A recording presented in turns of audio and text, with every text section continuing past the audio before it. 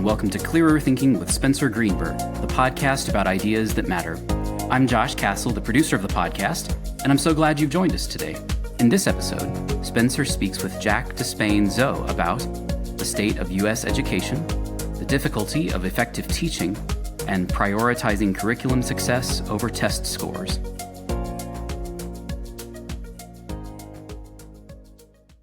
I'm happy to tell you that this episode is sponsored by Animal Charity Evaluators. Animal Charity Evaluators is a nonprofit organization that works to help people help animals. Every year, billions of animals suffer in horrible ways. Think chickens in tiny cages, pigs in gestation crates, and wild animals living in harsh conditions. These problems are even worse in regions where support and resources are scarce. That's why Animal Charity Evaluators created Movement Grants, a program that funds promising, high-impact projects to help neglected animals in regions that need it the most. To date, Movement Grants have funded over $6 million among 177 projects in 57 countries around the world. From fish and chickens to shrimp and insects, these grants support work where others won't. And right now, every donation to the Movement Grant will be doubled up to $300,000. Enhance the impact of your charitable giving by heading over to animalcharityevaluators.org/clearer thinking. That's animalcharityevaluators.org/clearer thinking. Jack, welcome. Hey, great to be here. So how bad are things today in U.S. education? You know, as someone who's coming in with a bold new education reform initiative and everything, I think some would think, oh, I have a responsibility to sit here and to tell you that things are terrible in U.S. education. They've never been worse. And there's a case that you can make for that. Like, there are areas that are very clearly in decline, and there are some pretty clear crisis points. For example, if you look at the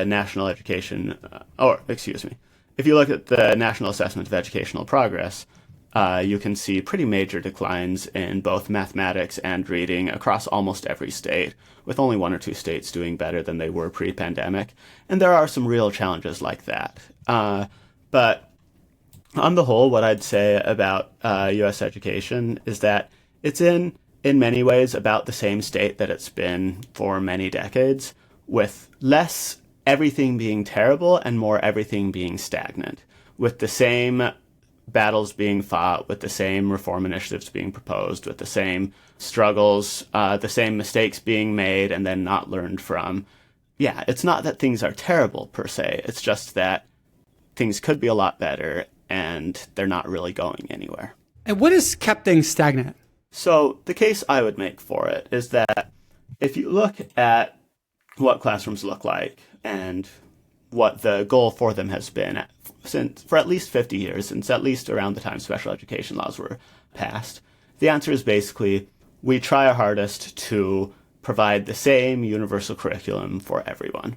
And there are going to be some things at the margins here or there that you'll see when this universal curriculum doesn't quite work out. You know, if a student is particularly talented, then you might give them some more, a few advanced classes. You might direct them to challenge problems. You might let them move a year ahead. If students struggling, you'll try to pull them up to age-level work. But you don't really see any trying to push people away from one solitary universal path.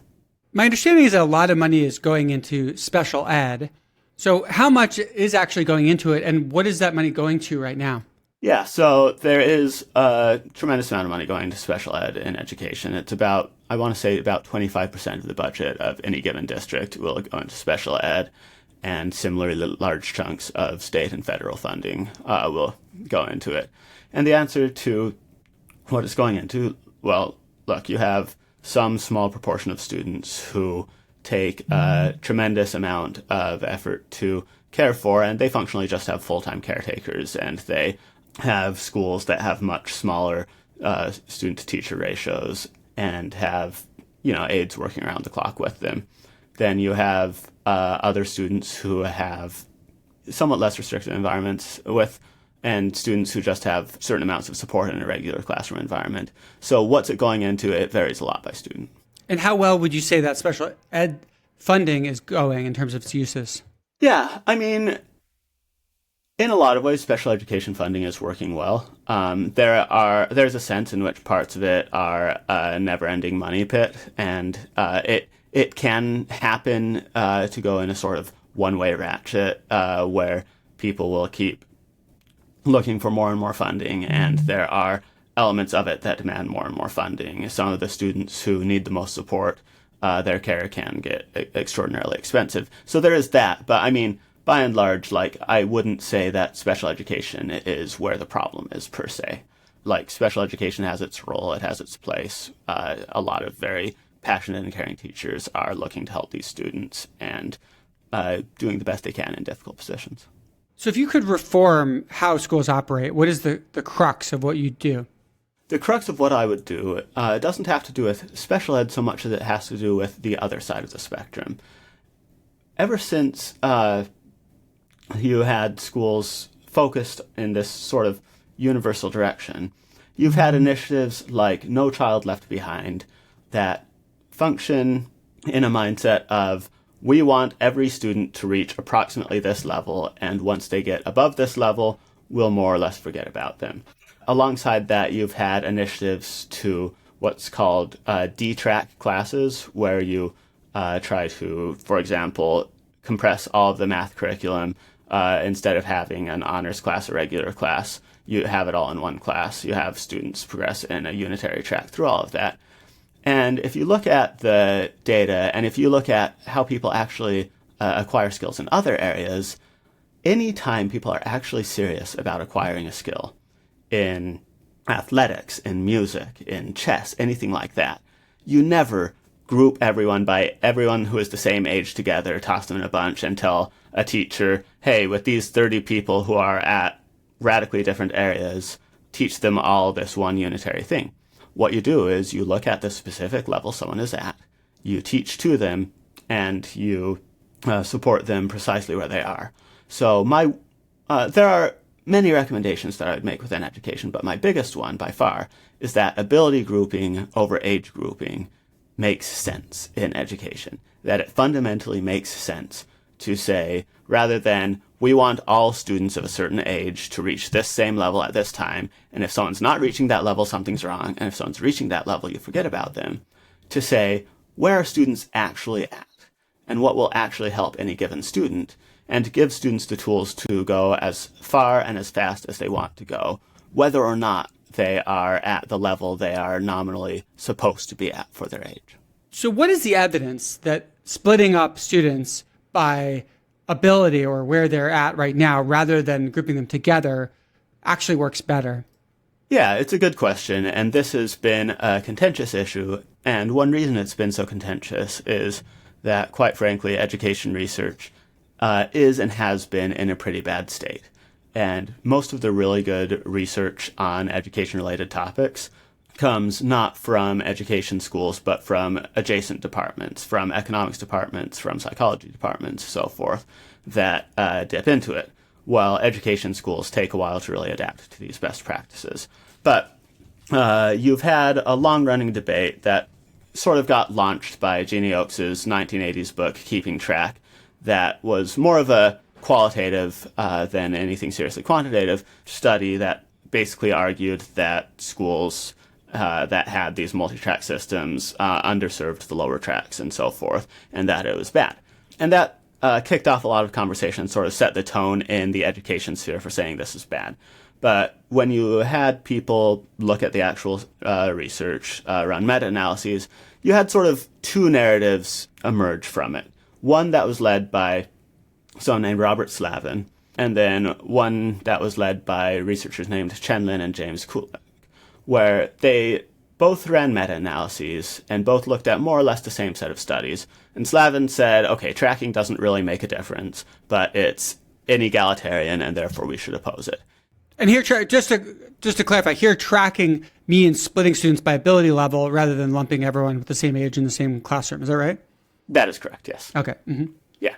And so the Kuliks, on the other hand, said, hold on, Slavin just cut out every study for gifted children and said, including gifted students, and said these ones don't meet his inclusion criteria. He cut out anything where they seriously changed the curriculum. And basically what he found when he was looking at his meta-analysis was if you simply shuffle students around and don't change the curriculum, then nothing really happens. When you do include things like gifted programs, when you do include things that have serious curricular changes, you find pretty consistently that ability grouping and anything that accelerates high-achieving students through the curriculum has pretty large impacts on their learning, pretty consistently large positive impacts, and doesn't have negative impacts elsewhere.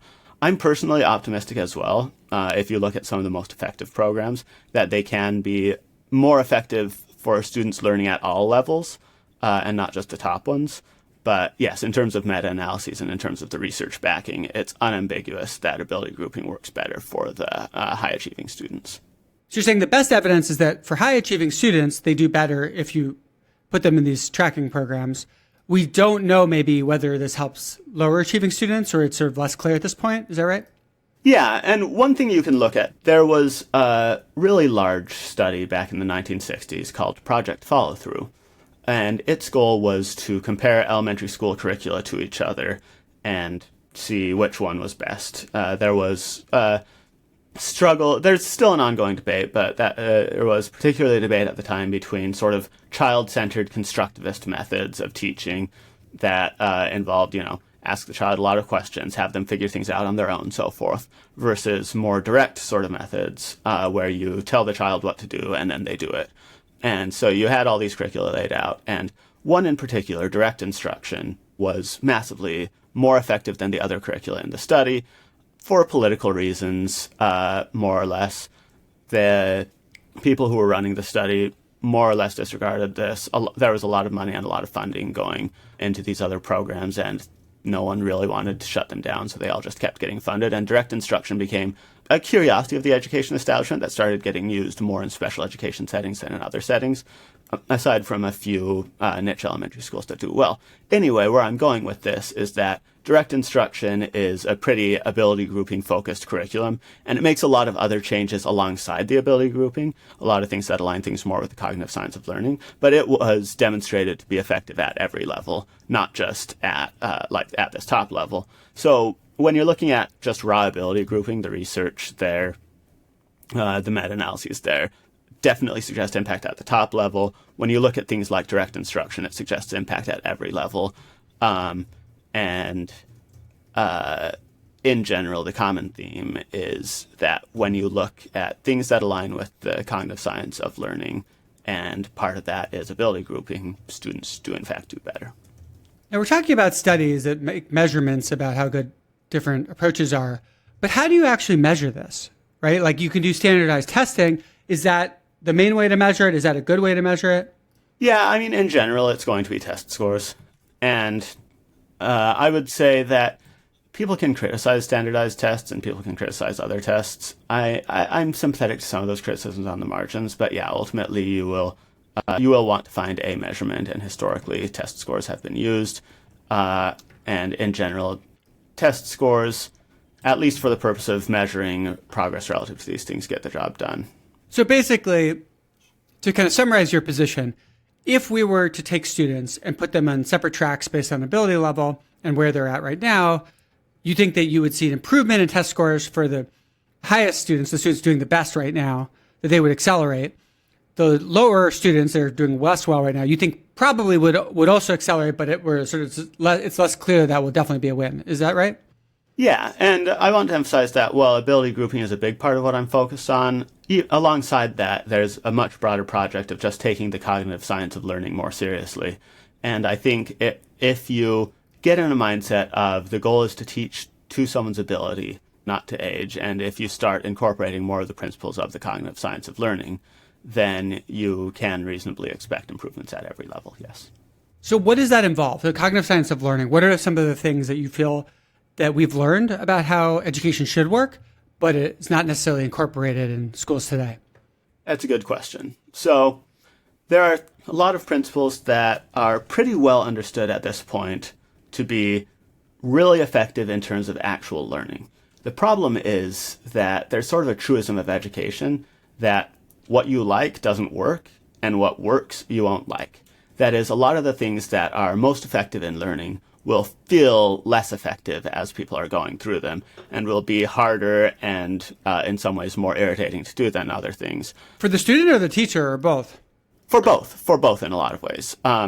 So, for example, spaced repetition is one of the most well understood and most reliable mechanisms. Basically, if you review something within a day, and then within a few days, and then within a couple of weeks, and then within a few more weeks, spacing out your further practice sessions further away every time, you will remember it a lot better than if you space it out at even chunks along that whole way, like study it once, then study it again in 2 weeks, then study it again 2 weeks later, 2 weeks later.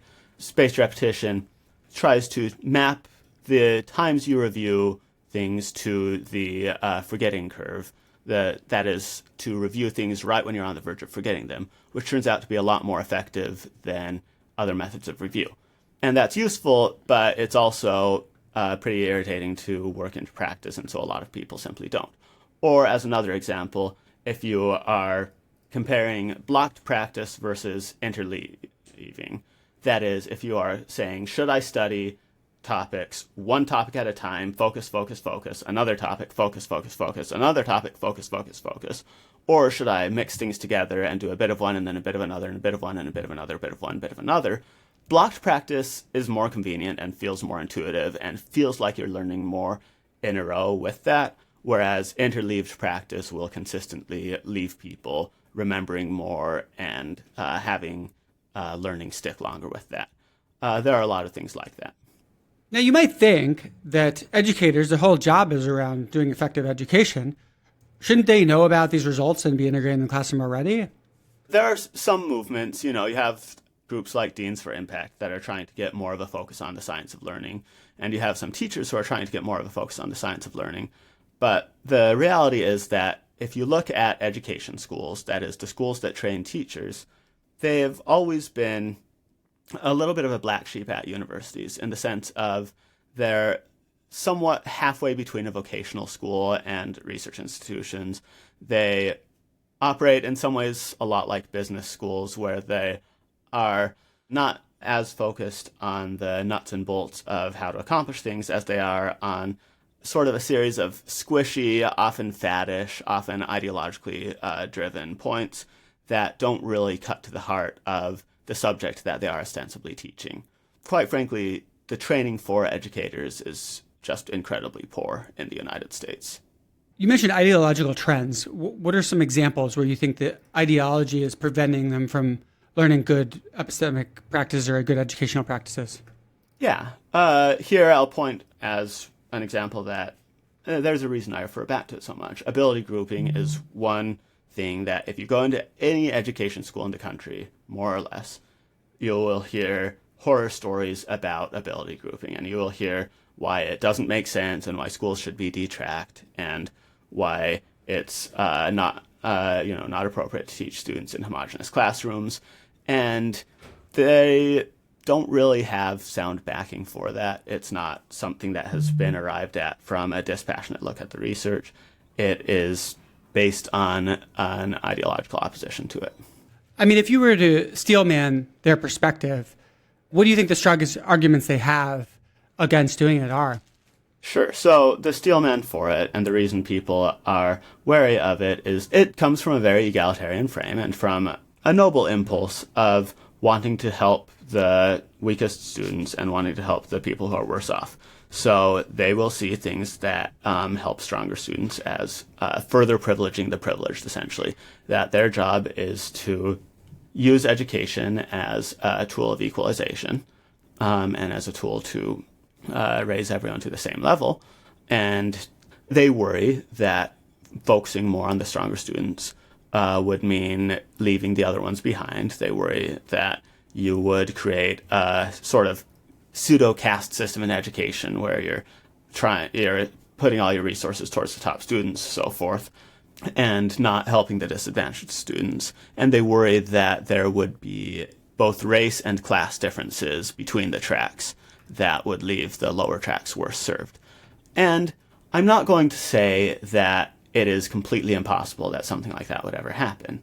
What I would say, rather, is that what I take from all of that is not, don't ever do this sort of thing, but let's devote a lot of resources to the disadvantaged. And if we're saying, let's have a class to help students like this, then let's actually help students like that. Let's do what we're already doing, which is pouring a lot more resources towards the bottom end, towards special education, things like that, and really take the project of building well-resourced classrooms for those people seriously, rather than saying, we want to slow down the fastest students because they're getting ahead of the others, which I think is the destructive form of their approach. When we talk about the cognitive science of learning, right, so these different results, you've mentioned a couple of them. There's other ones like that usually learning works better when you have to try to generate the answer yourself rather than just reread the answer over and over again. There's a whole bunch of these in the literature. What do you think teachers in education school would say about why they aren't using them? Would they say that they are actually using the science here? Or would they say, no, well, the science actually is wrong, or the science leaves out important details about how to implement things in practice? Like, what's the counter argument here? So that's a good question. And not being in that position, I'm not going to be able to provide a perfect answer for what they would say with it. I would say that it's not necessarily that there's this hard-felt, deep-felt opposition to it all. It's just that they have other priorities that they're more interested in. So there are a few priorities. For example, you have a lot of education programs and a lot of situations where teachers are just trying to tick a box, where they understand if they go through this program, they will come out the other end with a pay raise, get a master's degree, get a pay raise, so forth. They need this credential. And so the programs are tailored to be fairly easy and fairly routine to get through for that. So there's that aspect of it. There are some where my understanding is in some of them they are incorporating more of these and looking at more seriously and slowly doing it. Part of it is just things are slow to evolve and fads stick around. So an example of a fad that stuck around for a long while, and hopefully it's starting to fade, but you had the idea in a lot of education departments that learning styles, that different students would learn better if you taught them visually, auditorily, kinesthetically, that this was something that was how you teach different students. You just have different ways of learning. And that was an attractive idea in education schools. And it pretty quickly in the literature, people looked in and were like, okay, there isn't actually any evidence for this. This isn't actually something that has strong support. But it's one of those many intuitively appealing ideas to people that has taken a long while to get rooted out of all the curricula because people want it to be true. And that's how I describe it with a lot of things in education schools. People find things that they want to be true, and then they stick them in, and those things become deep-rooted. Have you ever found yourself struggling to remember an interesting takeaway from a podcast you listened to last month? Have you ever considered how much valuable information you've consumed and then forgotten in the past year? We tend to think we've learned something as soon as we've seen it once, but the harsh truth is that we forget pretty much everything unless we use it repeatedly. ThoughtSaver is a free tool that was created to solve this exact problem. Every day, ThoughtSaver emails you a quick flashcard quiz designed to help you remember the things you care about. If you're not sure where to start, ThoughtSaver has some ready-made decks of flashcards across a wide range of topics that can get you started learning many interesting and important concepts. Or if you've already got ideas in mind, you can dive right in and start making your own decks of cards. Start using this powerful free tool and begin strengthening your recall of important ideas. Head to thoughtsaver.com.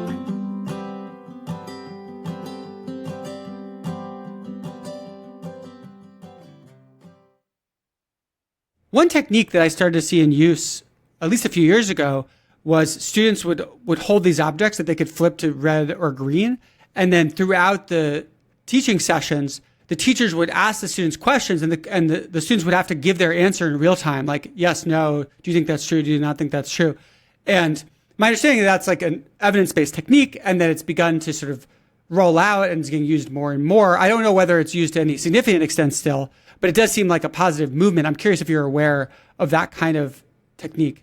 Yeah, and I'm loosely aware of that one. You're right. It's a generally positive movement. I have nothing against that.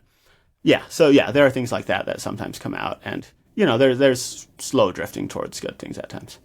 So I have my own personal experience from my school, right, growing up, and you have your own personal experience from your school. But it's sort of hard to take a bird's eye view and say, well, what is school really like today, right? Like, what is a student actually experiencing? And when I was in school, a lot of it was lecture based. We did also have sort of like activities and stuff, but I would say a lot of it was lecture. There was a lot of memorization. There was, in some subjects, there was a lot of essay writing where you sort of had to analyze something, and it often felt like you kind of want to figure out what does the teacher want you to say about that thing. So there's a lot of sort of guessing the teachers. What does the teacher think? But I'm curious, like, how much do we know about what is actually happening in classrooms today, and how would you describe what is happening? How does the different time break down? How do the activities break down right now? Yeah, so when you're looking at classrooms, it's important to emphasize that education is at once very homogeneous and very heterogeneous, in the sense of it's homogeneous in the sense that what some researchers have called the grammar of schooling, that has stayed very, very consistent across many places for a long time, and has proven very resistant to change. And that is like primarily age-based grouping is very consistent, very resistant to change. That is like 50 to 60 minute blocks of time that students spend in any given class before going to another class. That's pretty consistent, pretty resistant to change. And then you have things that vary place to place. You have policies around acceleration that will vary place to place. You have policies around grouping that will vary place to place. So when you look at education policy, the map is extremely district-based. Like, you have to go into any given district and say, what are the specific policies of this district? What are the specific trends? What specific schools does it offer? And that's very, very hard to look at from a bird's eye view. But then there are those more fundamental things like grammar schooling. In terms of what it looks like now, there are fads that come and go, and there are curricular changes that come and go. But by and large, it's, the classroom experience that one person has, the thing that you're picturing as sort of like your typical classroom, it's usually not going to be that far off of other classrooms. Okay, so is it still mainly a student sitting in a classroom, listening to the teacher talk, pausing every once in a while for like a small activity, but like a lot of lectures and a lot of kind of memorization? I mean, you'll have that. You'll have a lot of ones with, that focus more on project-based learning, different trends there. But yeah, I mean, you have lectures, you have project-based learning. It's not like there's one consistent mode for all classes. But yeah, there's still a lot of that. And what is project-based learning? Project-based learning is where teachers orient their classroom around students, you have this project to complete. Here are the ways to complete it. And then students, so say like you're working on a poster, for example, instead of working through a hierarchical ordered curriculum and memorizing things. One objection that I think would come up for a lot of people when you're talking about breaking students out by skill level or what their current knowledge level is how do you actually do this logistically, right? You have a bunch of kids in a room. Like, how do you break people out by skill and organize it all?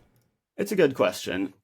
One thing I can point to is the ways that have pretty consistently been done that are under attack some places. So, for example, you can look at the way mathematics grouping usually works, and there have been a lot of pushes against this, notably in California, but many other districts as well. But you'll have, say, some students will take pre-algebra, some students will take algebra, some students will take geometry, and you'll take a different subject, a different year, depending on what you've done leading up to that, what you're ready for, so forth.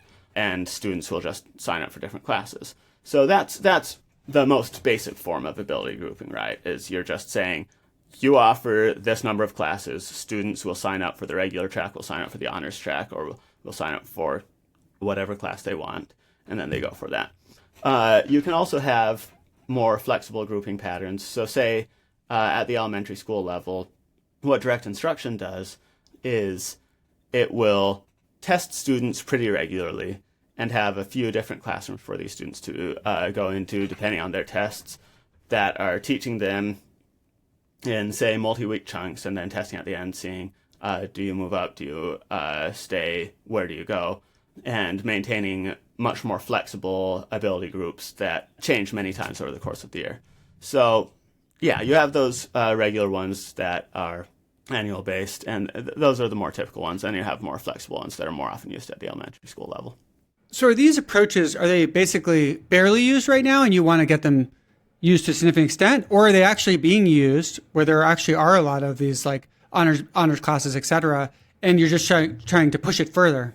Right. So, look, my ideal would be to shift more towards ability as the default over age as the default, where you're not saying different groups within the same age, go to this class, go to this class, go to this class, but you're sitting down, you're testing students and saying, you are at this level, you are ready for this amount of this stage of the curriculum, go for that, and to experiment with things out that. So, ideally, I would say we should be doing this much more. But in terms of what's actually happening, I would say that I want to both defend the current forms of grouping, so which are things like, having different math classes depending on what students are ready for, offering gifted programs, and making those gifted programs more robust and expanding those gifted programs, because they vary a lot depending on area in terms of like, is it just a once a week pull-out section, or is it a more comprehensive curriculum that really pushes students beyond the default?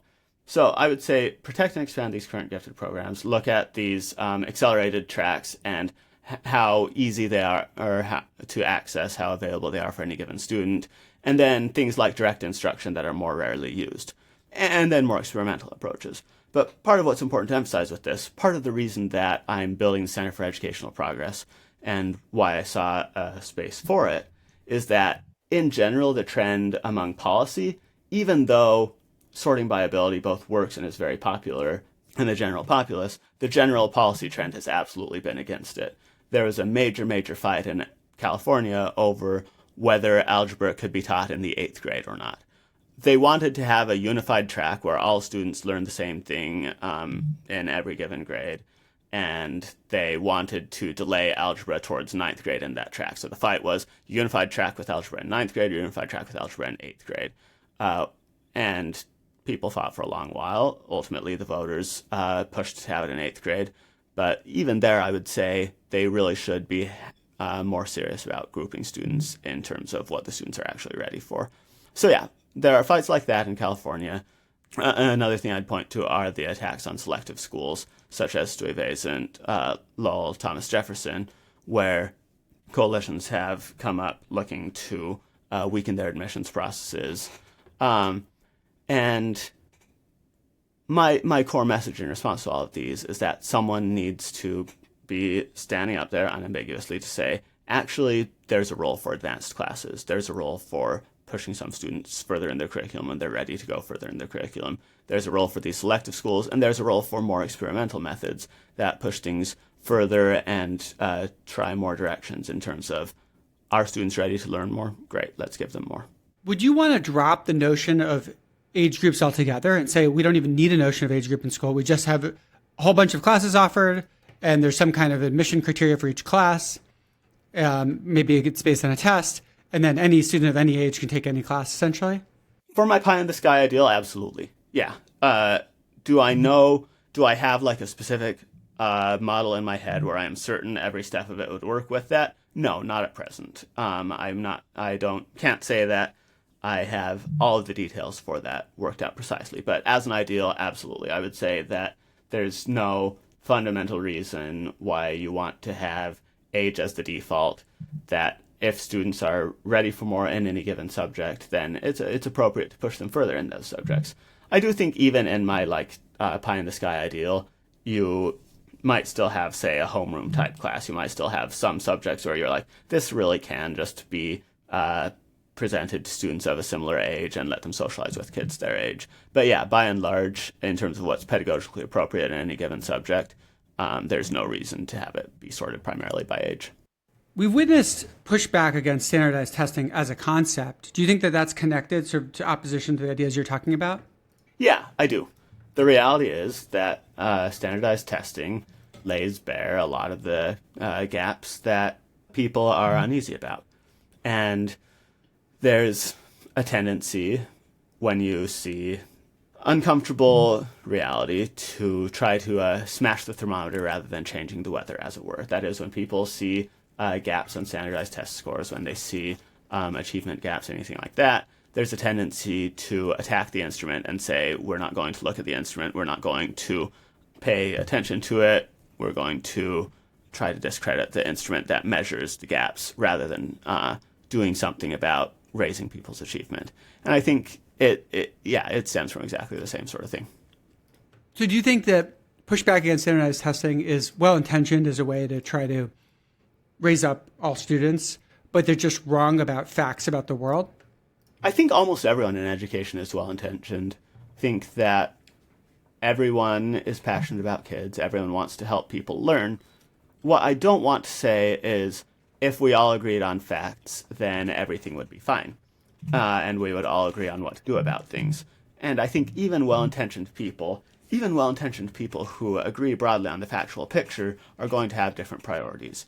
As an example here, I'd point to two people who I broadly agree with their view of the picture of the world as it is. That is Freddie DeBoer and Brian Kaplan. Freddie DeBoer wrote The Cult of Smart, which is his ideal world of education, his ideal vision for education.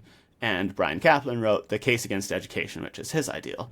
And if you look at DeBoer's ideal, you have a situation where he advocates basically for the Bernie Sanders 2016 platform. You know, he has 7 pages of Medicare for All in an education book.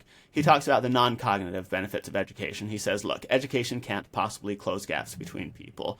It just fundamentally won't work that way. Therefore, we should focus on the non-cognitive elements. We should focus on providing a safe learning environment for people. We should focus on creating a world that is more egalitarian in general and not try to make education the hub of this egalitarianism. And it's, very much filtered through the lens of his communism. Brian Kaplan says basically, a lot of education is signaling. A lot of these education metrics don't work the way we want. A lot of interventions don't work the way we want. Because of that, we should radically defund government education in this way, and we should look to other routes, let people go into the workforce earlier. A lot of things that are very influenced by his anarcho-capitalist view of the world. I don't think that understanding more facts would bring DeBoer or Kaplan any closer together. In fact, I know that understanding more facts wouldn't bring them closer together, because you could sit them down and they would nod to almost entirely the same factual picture.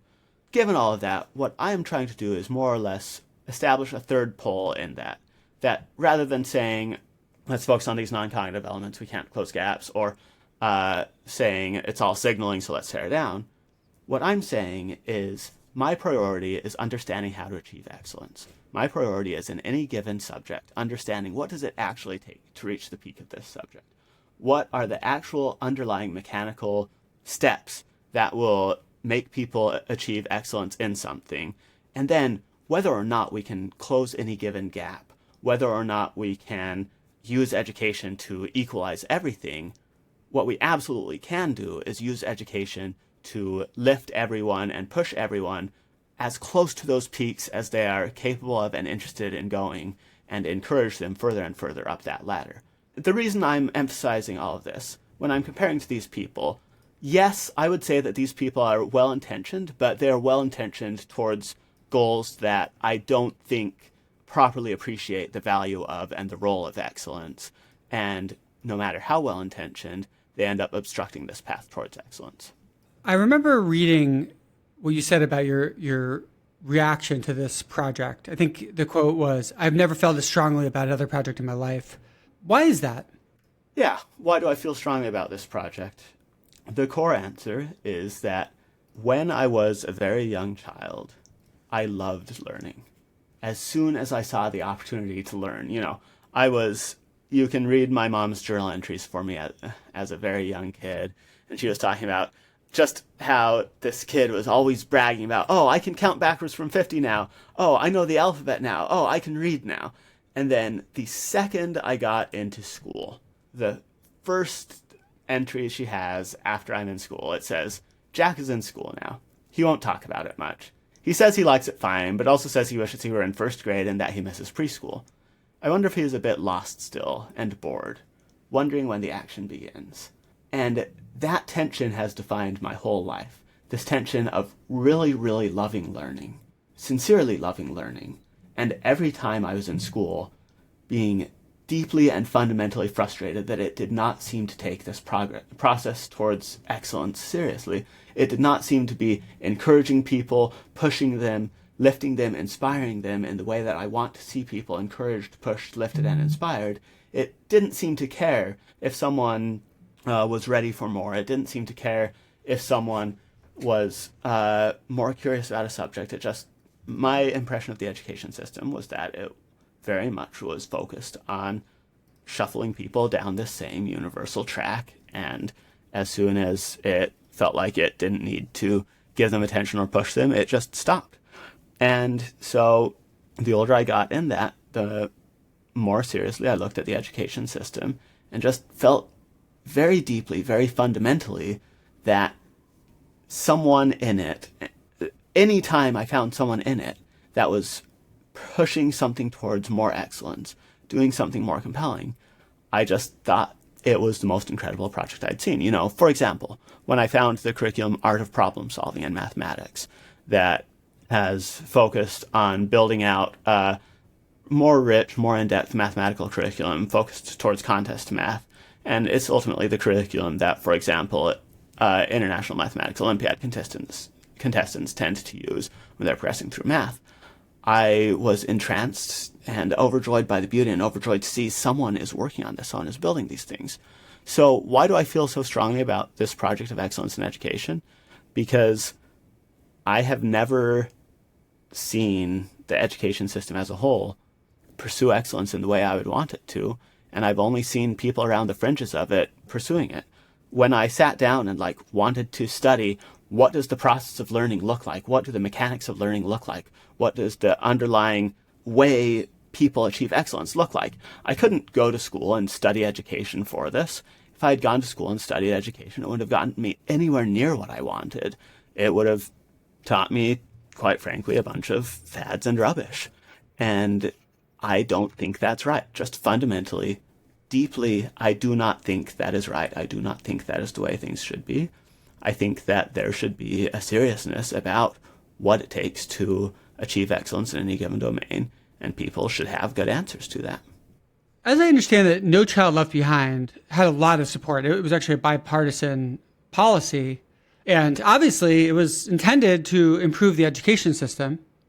What do you think went so wrong with it? Why, if it didn't actually improve outcomes, which I'm going to guess you would say it didn't, what do you think was the mistake that people were making?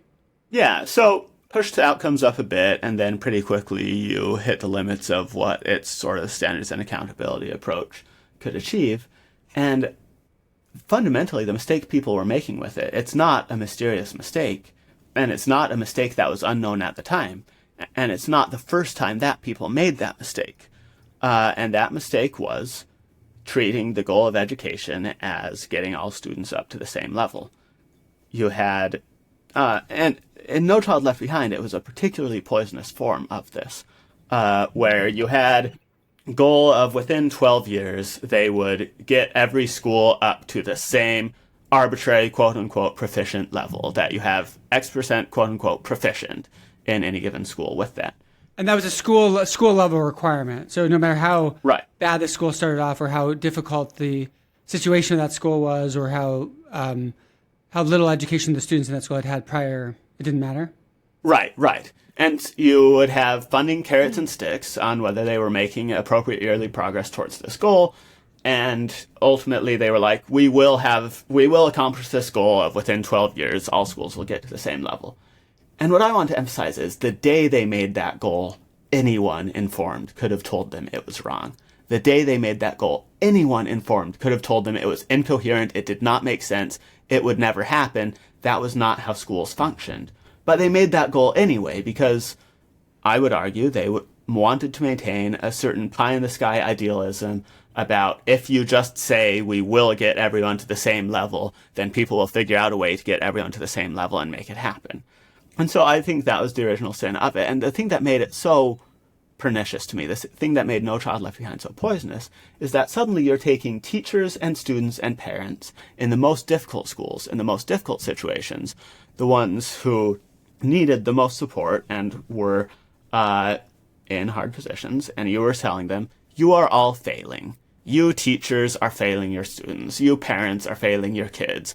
You kids are failing to learn because you haven't reached this arbitrary level other schools are reaching. And we're going to, punish you and yell at you and attack you for not reaching this level. And we are going to conclude you are fundamentally deficient in something because you're not reaching this level. And I think that was extremely warping. And it wasn't at all the first time that sort of thing had happened. So what do you think a sensible version of that would have been instead? Like, what kind of goal could they have set for schools that actually would have provided the right incentives? It's a good question. In terms of what would provide the right incentives, I think the answer is don't treat standardized test scores as punitive. Don't look at them and say, you are hitting this standardized test score, therefore you are succeeding, therefore you are failing, therefore you are whatever. Treat them as diagnostic. That anytime you have a test score in anything, it is incredibly useful information telling you this is where this student is at. This is where these students are at. So I think that a positive version of it all would shift from test scores as the reasons we see something as a good school versus a bad school, test scores as the measure of success, test scores as the metric, to test scores as the clue that tells us what do students need at any given time. So rather than looking at a school that has all students at a really high level on a test that, say, a selective public school like Stuyvesant will achieve automatically because students have tested into those schools, and saying, this is a very, very good school because it has students at an average high level, it should be asking, is this a good school for students who have an average of a high level?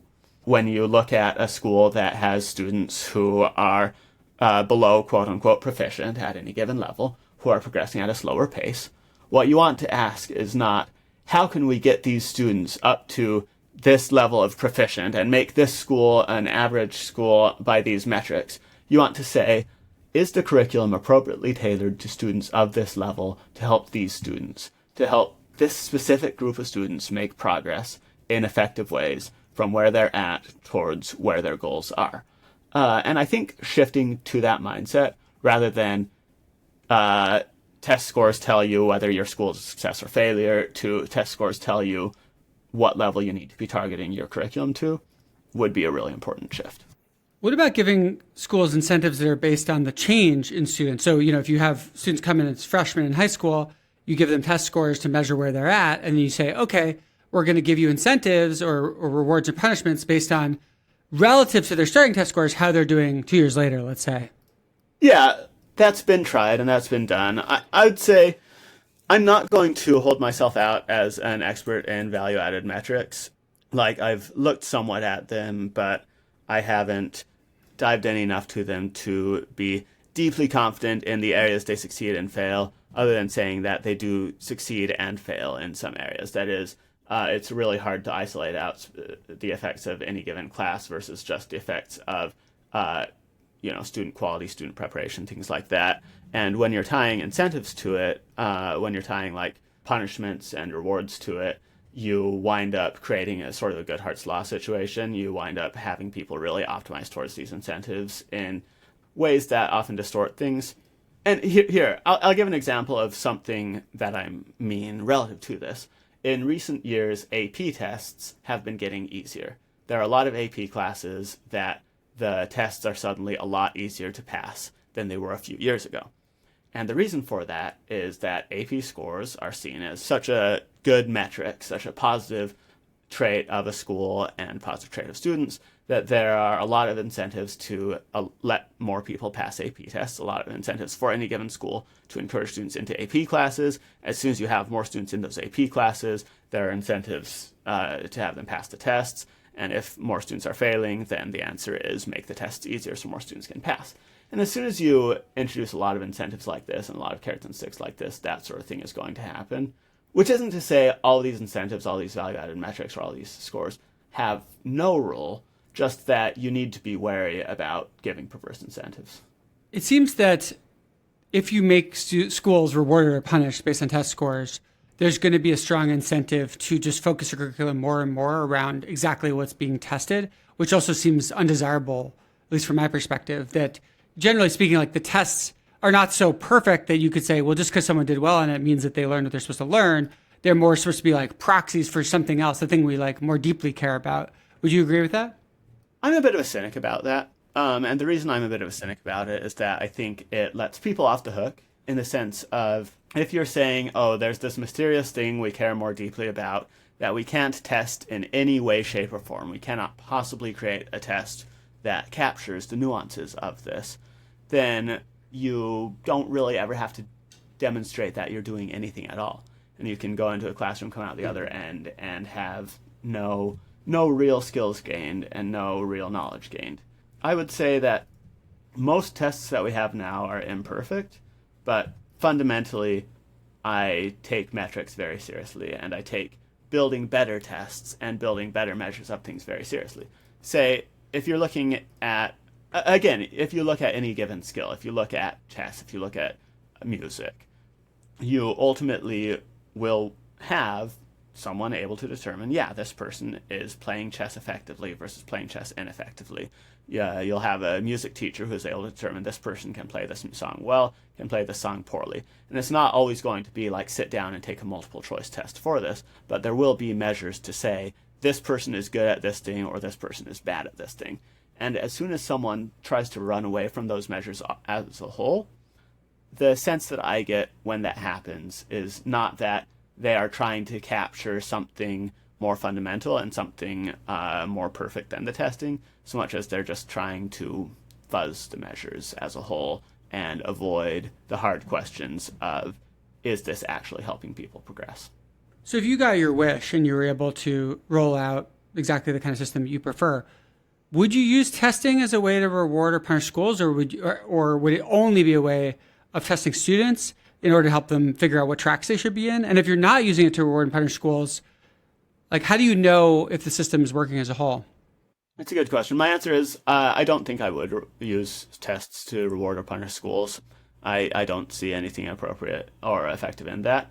But I think that even without rewards or punishments, when you have good data on what's happening and things, then you can still get an idea of what's working and what's not. When you're going into them and checking, you can still get an idea of what's working and what's not. So it's more assessment rather than you're not using rewards and punishments, but you're using testing to see how well the system is working. Exactly. Yeah, I think that tests as diagnostics for both schools and students are very, very useful. Tests as creating this system of rewards and punishments gets more distorting, and I think that the high-stakes system has its issues.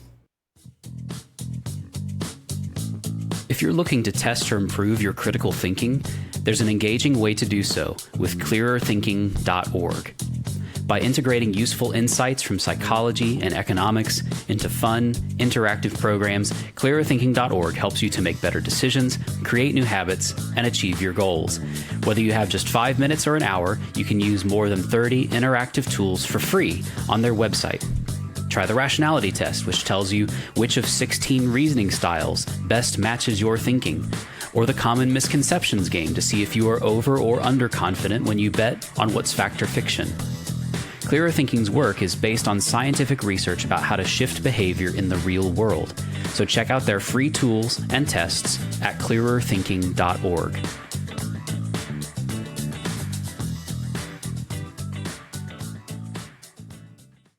It seems like a fundamental idea here is that students have different capabilities at any given moment in time, right? You take student A and student B, and they're not both necessarily ready for the same material. And there could be a lot of factors involved there, but this does seem to be somewhat ideological, where some people don't want to admit that students are coming in at very different levels, or maybe they're willing to accept that they come at different levels in certain ways, but not in other ways. How do you think about that? Yeah. The way I think about it, people can take this different directions in terms of trying to determine cause, trying to determine fundamental underlying reasons, so forth. I don't see any real reason to focus on the fundamental underlying reasons compared to focusing on the reality that people are at different levels. And you're right, there is sort of I would call it sort of a wish-casting tendency to say everything all equalizes out, and we all have our different strengths. Gardner's multiple intelligences, I feel like, is the most refined form of this, where I say some kids are good at one thing, some kids are good at another. And it's not that there's no truth to it, but I think there's less truth than we would hope to it. More importantly than that, though, is the question of when you're looking at people as they are, they're going to be, in any subject, unambiguously at different levels. If you have a student who is struggling with arithmetic, that doesn't mean they'll always be struggling with arithmetic. They'll get through arithmetic at some point. They can move on to algebra. They can study geometry. They can study other things. But they are not going to suddenly stop struggling with arithmetic when you stick them in an algebra class and say, now you're doing algebra. And that struggling with arithmetic will slow them down and will make them miserable and will make them bounce off the class and will make them hate the class further up when they're doing that. And that can apply to any given skill. So, yeah, I think that fundamentally there is something of an ideological tendency for people to be uncomfortable with the idea of handling people at the level they're at that needs to be sort of shaken out of. Right. So from your point of view, it doesn't really matter if the reason a student's struggling is because they have mental health issues, or they have a difficult home environment, or they have a lower IQ, or they are experiencing discrimination. The point is just that they are at a lower level and they need to be at a class level that is able to meet them where they are, which will hopefully accelerate their learning regardless of sort of the underlying cause. Right, exactly. And I think it is totally understandable and appropriate for people to be concerned about, does this mean giving up on students? And it's really important to ensure that it doesn't mean giving up on students, to ensure that when you are saying we're going to meet these students where they're at, you are actually meeting them where they're at, and you are actually providing them instruction tailored to what they need. But yeah, ultimately, in a math class, it does not matter the reason you don't know how to do an integral. If you don't know how to do an integral, then you're going to struggle in calculus. And the correct answer to that is not rush people through things and hope that they'll figure out along the way what they're missing. The correct response is to drill in and to say, this is the level that you're at, this is the instruction that you need, and to provide them instruction tailored to that until they're ready to move on. One of the principles you talk about with regard to learning is progress is constrained by interest over intelligence. What do you mean by that, and how does that fit in here? Yeah, what I mean by that, I take intelligence research pretty seriously, and I take the role of intelligence in things pretty seriously. But the more you look at expertise research alongside intelligence research, the more you realize that the specific details of how talent emerges are a lot messier than just intelligence. And the specific details of how expertise emerges, you're not going to find like just the smartest people immediately become the fastest and the best in everything. You'll find some of that. You'll find more intelligent people generally do well in things, but in any given domain, any given person can progress, almost without exception. And there's a question of how much they can progress, and there's a question of how quickly they can progress, and there's a question of if the effort is worth it at any given time, but there is not usually a question of can they progress at all. If they are serious, if they are focused, if people are training them effectively, and if they're doing the things that work, then there is going to be some way to progress. So the question, when you're from the perspective of a student or from a perspective of a teacher, should not usually be, is this person smart enough to do this?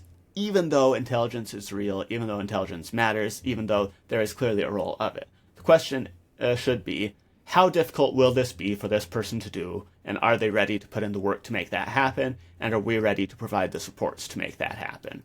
You should have a clear-eyed view of precisely what it will take for someone to reach the next level. And you shouldn't sugarcoat it, and you shouldn't say, like, oh, it'll be trivial for you, or everyone will reach this level at the same pace, or anything like that. But you should, part of giving people a realistic view is telling them, yeah, you can progress. There are clear, understood ways where you can progress. This will work, and this will work, and you can do these things, and we want to enable you to do these things. Sometimes in discussions of education, it comes up that in, let's say, more difficult neighborhoods, a lot of a teacher's job is just to try to get kids to behave and to focus, and that until you have those basics in place, it's really hard to teach them anything, and that a lot of educating ends up being classroom management. To what extent do you see that as a big problem, and what do you think we can do about that? Yeah, I think that it's a very real problem, and you're right, classroom management is a big part of the picture in a lot of places. That's one reason why I talk about education requiring order. Quite frankly, I think that in terms of, there's always this battle between progressives and traditionalists in education, in terms of like what's the appropriate level of discipline, what's the appropriate level of structure.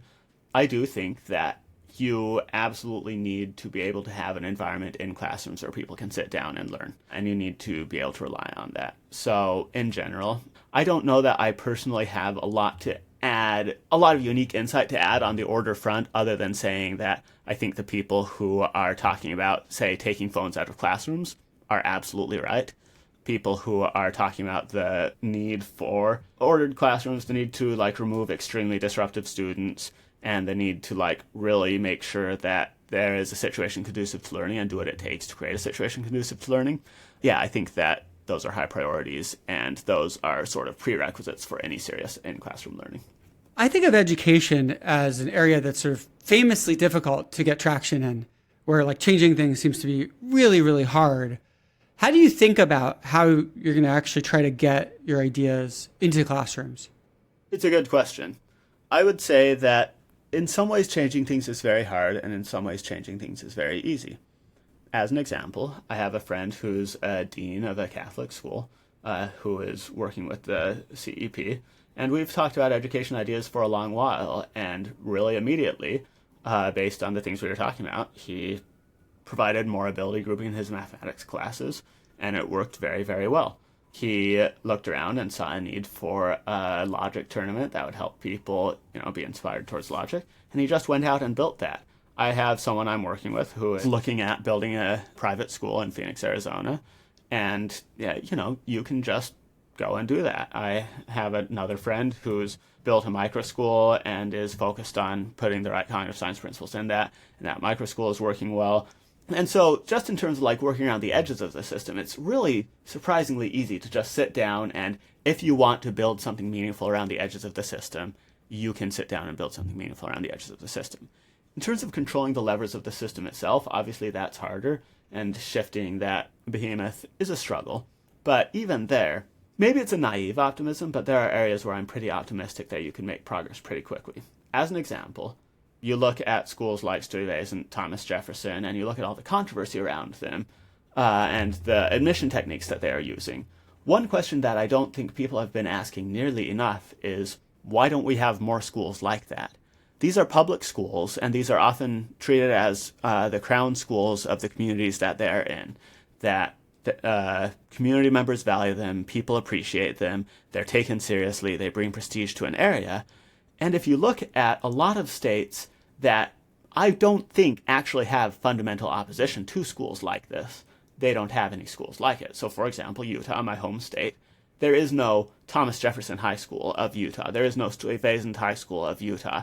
There's no flagship crown public school that is a selective, serious institution that tries to get people to progress to as high a level as they can. That just doesn't exist. And I don't think it doesn't exist because there's this deep running ideological resistance in Utah to the idea of having a school like that. I think it doesn't exist because nobody has really put it forward and said, here's what it would take, and here's how it would be helpful. And nobody has made it a thing in the right way. And so my answer in terms of the system as a whole is there are ways to tinker around the edges, and those shouldn't be discounted. And there are going to be levers in various districts and levers in various states and levers at the national level that can and should be pulled once you have this orientation towards excellence. And some of them will be very, very hard to pull, but I think a lot of them will be surprisingly easy. Jack, before we wrap up, I wanted to ask you about some maybe semi-related but quite different work that you've done as sort of a freelance investigative journalist, if you will, where you've looked into different topics. And one of those topics that you wrote about is the FAA hiring scandal. Do you want to tell us about that? Yeah, absolutely. I'll say that you mentioned it's sort of related, and I would say it's more closely related than superficially it might seem. The FAA, for a long while, the way it would train air traffic controllers, or the way it would choose air traffic controllers, it had a network of schools set up, the Collegiate Training Initiative schools, CTI schools, and it had students from those schools, primarily from those schools, along with other people who were interested in becoming air traffic controllers, take an aptitude test called the ATSAT, the ATSAT, and based on their scores on the aptitude test, if they got a high enough score, and if they met the other requirements, they were eligible to become air traffic controllers. In 2014, the FAA decided to overhaul its hiring process completely. So it sent out a letter New Year's Eve 2013 to all these CTI schools and told them, from now on, the degrees that students have been working to get from your schools don't count for anything for us. And anyone who has already taken this aptitude test and is waiting for admittance to become an air traffic controller, even if they passed everything, even if they were fully qualified, their test scores are voided. Instead, the FAA said people would need to pass biographical questionnaire to be considered for admittance. And people didn't know what this biographical questionnaire was at first, but when they went and took it, it had questions like, what was the lowest grade you got in high school? And unbeknownst to them, the answer the FAA was looking for was science. Or what was the lowest grade you got in college? And unbeknownst to them, the answer the FAA was looking for was history. Wait, so you're saying if they said their lowest grade was in science, they got bonus points, they were more likely to get hired? Yes, yeah, that was the highest weighted question on the test, was this, what was your lowest grade in high school, science, and the other lowest grade in college, that you got 15 points for answering science and 0 points for answering anything else on this. And it was full of really weird things like this. You know, it's like, how much of a risk taker are you? And the more of a risk taker they were, the more points they got on it. Not exactly what you'd want for the people directing traffic at your airport, right? Not necessarily. And this biographical questionnaire knocked out more than 90% of applicants in the years that it was used. It really disrupted the FAA's hiring pipeline and took several years in an act of Congress to overturn, and just didn't really ever get much focus or much coverage until, Fox Business did an investigation, a couple of others did it, until I started talking about it last year and drilling in and seeing what was going on. So why did they make this change to the program? Because it just seems so odd. Why would you introduce this biographical questionnaire? Did people have problems with the current pipeline? Did they see the pipeline as not working as it was? Yeah, so if you look at it, there had been a long conversation, even from the time that the aptitude test was designed, about the trade-offs between disparate impact and performance on at the job. So they found that the aptitude test that they were using exhibited significant disparate impact, but was highly effective. And so they made the test a little bit less effective to try to reduce disparate impact, and ultimately reduced the minimum passing score on the test to something that about 95% people would pass. But then they hired most people from a band that about 60% of people taking the test would pass, which brought a lot of disparate impact back. And so the same people who had asked them to reduce the score in the first place were put out and looked at it and were like, okay, well, this test still has a lot of disparate impact.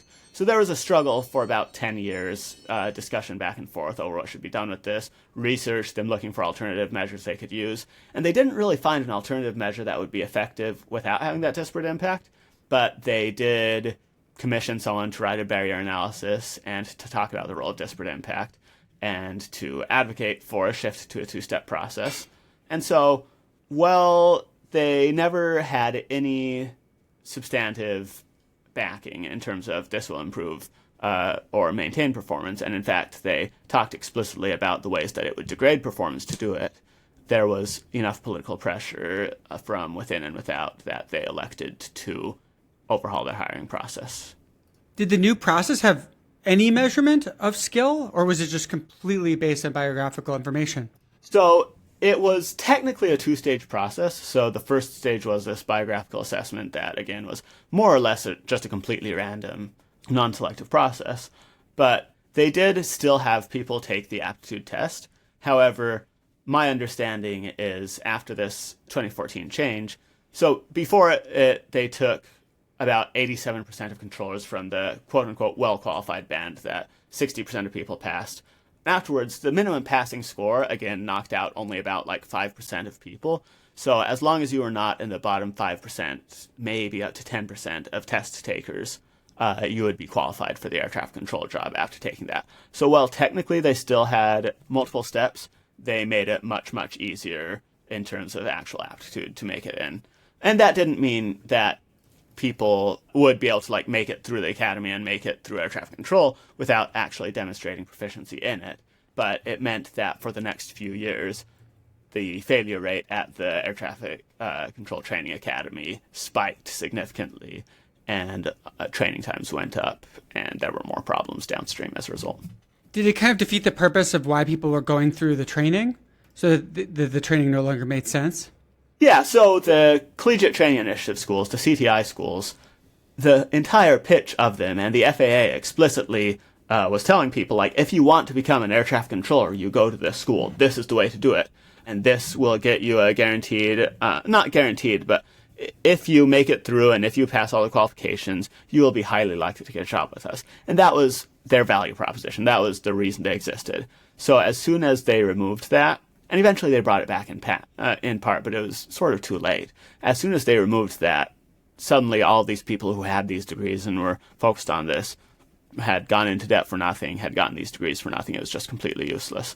So it ruined the point of all that prior training completely, and those schools have never fully recovered from it. You know, a lot of them still exist, but they have a lot more trouble justifying themselves now that the FAA sort of threw them under the bus a while ago.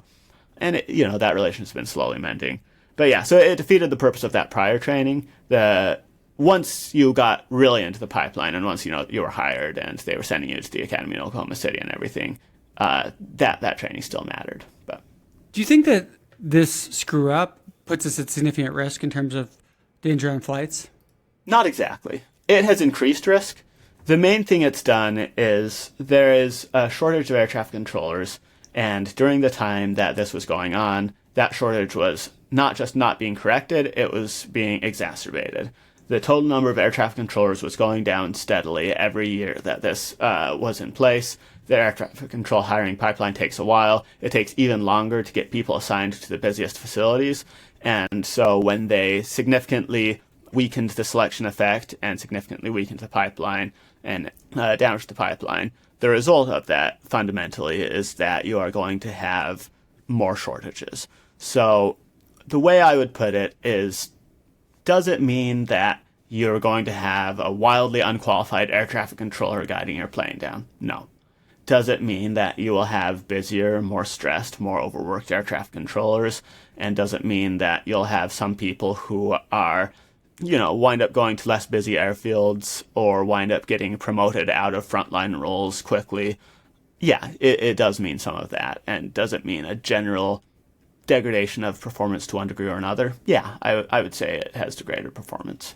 It's as one of many factors, as one of several factors. I don't want to come in and say this is the one key to understanding everything, so much as this is a part of the picture that the FAA mostly obscured for many years. Are there people that defend it and say, no, this was the right thing to do? Or is everyone just basically like, this was a crazy decision at this point? So at this point, almost no one will defend the biographical questionnaire as written. And it took years of FOIA requests and years of pressure to get the FAA to release and reveal what was going on with the questionnaire. Jorge Rojas, one controller who got screwed over by this for a while, fought them for a long while in court to get them to give up some of the documents. But once finally the full story was out with that, people don't defend it so much as just ignore it or minimize it. So like you have in the New York Times, for example, they'll talk about, they'll frame it as like, a lawsuit filed by a conservative organization around some hiring change the FAA made, and they just won't go into much detail. No one who goes into a lot of detail about it winds up coming away saying, oh yeah, this biographical assessment made sense and it worked well. You don't have anyone defending it outright, but there's a lot of minimization and a lot of ignorance around it still. It sounds like the media on the right was more willing to pick this up, whereas media on the left kind of wouldn't pick it up initially. Is that correct? Yeah, absolutely. So for a long while, only right-wing sources would touch it. And then my attention got drawn to it because honestly, the biographical questionnaire sounded kind of too crazy to be true. I was poking at it and made a petty bet with someone that I could do a better job than all of these right-wing sources at covering it further. And then I, quite frankly, did a better job than all these right-wing sources at covering it further. Anyway, as soon as I did that, it went pretty viral among right-wing sources. No left-wing sources really touched it. No mainstream ones really did. And I was pretty frustrated by that because it really felt like something that I wanted to be handled before it could be abused and to be fixed before it could cause more of a problem. But yeah, it was mostly ignored by mainstream outlets. This time around, now that there have been some recent tragic crashes, some mainstream outlets are more curious towards it and are looking at it more. Vox published a good piece on it. I'm hearing about a couple of pieces in the pipeline that outlets might be touching it more. But yeah, it went extremely viral on the right wing. It got mentioned in a recent executive order by Trump, so forth. But mainstream outlets have been a lot slower to touch it. You can certainly see why people would want to increase representation of underprivileged groups, right? And they took this unfortunate action where they created a sort of nonsense biographical questionnaire that made really no sense whatsoever in order to try to solve this problem, which is obviously not a good solution. But it seems like there are better solutions, right? For example, they could have done outreach into underprivileged communities and encouraged them to apply, provided extra training to help them be qualified for the different programs, et cetera. What would you see as a good way to try to achieve the same ends that they were trying to achieve without kind of destroying the whole pipeline? Yeah, it's a good question, and that's something that a lot of people impacted by the lawsuit were really passionate about. And this is actually one reason why it's so tragic that it was not really handled properly for so long, is that if you look at the people fighting to bring attention to it, Miranda Riley is the one who initially blew the whistle on some of the messiness of the biographical questionnaire. It didn't even get to the cheating scandal, but she blew the whistle on a cheating scandal that was going on with it. And she organized a lot of people around, trying to bring justice for it. She is a passionate advocate of more women in aviation. She has gone around and brought Title I students to the airport to go have their first experience seeing airplanes up close and encourage people towards it. And from her and from a lot of the people involved in it, what they want is, absolutely looking for opportunities for meaningful outreach, for good outreach, things that actually Trump's executive order that was signed block alongside everything else. What they don't want is lowering of the bar. And so they've always tried to make this really clear. They really do support different forms of outreach and different forms of how can we encourage more people and bring more people into this and get more people excited about this. The trouble comes when you change the standard and neglect safety standards for that goal. Jack, thanks so much for coming on. Thank you so much for having me. It's been a pleasure. Thanks again for listening. We always love to hear from our listeners, so if you have questions or comments for us, just send us an email at clearerthinkingpodcast@gmail.com.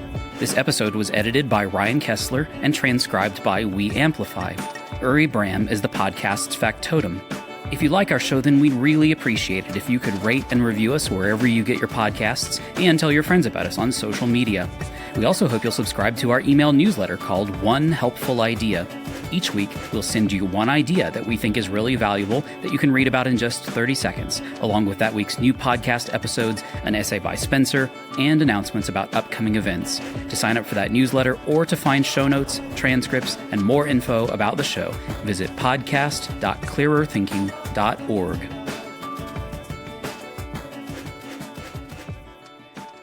A listener asks, have you purchased anything recently, say less than $100, that you really enjoyed or thought was excellent? Yes, I purchased a pair of wireless headphones. They're about $25, and you can actually wear them while you're sleeping. They're kind of designed to be worn while you're sleeping. I find them really useful because it often takes me a long time to fall asleep. And so what I do is when I get in bed, I can just put something on that's kind of relaxing and listen to it, and I can actually fall asleep with them on. And because they're connected to each other, they don't get lost and disappear when I wake up. So they're easy to find even if they fall off. So I find that quite nice, quite useful.